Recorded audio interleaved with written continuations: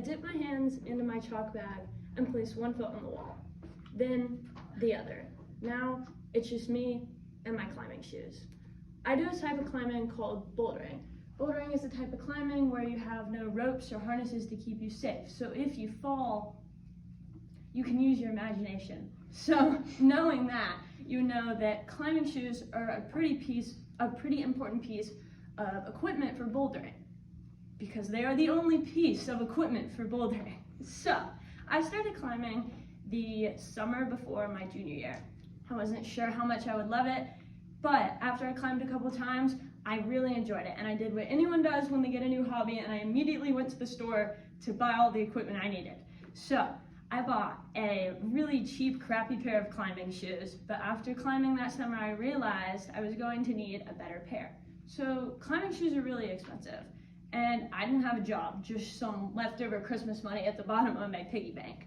So I got my first job at Panera, and that was a big deal for me because I had never had something that had motivated me to get a job. I worked all summer and saved up and bought these shoes, which at the time was the most expensive thing I had ever bought.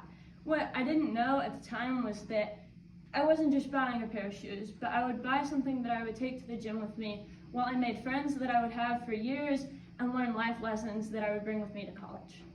So the biggest life lesson that I learned from these shoes was trust. So if you look at these shoes, they're pretty solid and stable. While I can bend them around, they're really not going anywhere. They're not going to fall apart at the seams. And while I feel comfortable with them in my hands or on my feet if I was to walk around on the ground, they suddenly don't feel as stable when you're 10 feet in the air over rocks or pads or people spotting you. I think that's funny because the structure of the shoe doesn't change. So I'm not really scared of the structure, but it's my fears getting in the way that make me nervous. And something I related that to is my relationship with the Lord.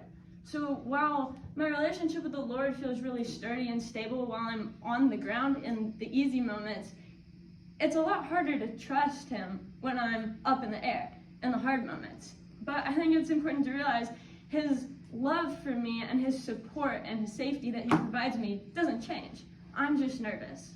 Another reason why climbing shoes are so interesting to me is, this is really funny, but the more weight you put on the front of them, actually the harder you stick to the rock or to the holds. So there's no option to really trust them halfway. You have to really commit and put all your weight and trust into them in order to not slip. So lastly, the shoe is pretty simple. It's not super big or bulky, and it's just some rubber and Velcro. But these shoes are such an important part of climbing because they take, imagine if you were climbing on rock and your feet were going to get cut up and it was going to be painful and unbearable the whole time. But these keep your feet safe and make climbing a fun sport, and they're just pretty simple. So these shoes are really important to me because while they are just shoes, they've introduced me to so many friends and taught me so many lessons, and I just am excited I get to keep climbing in them and learning lessons about life.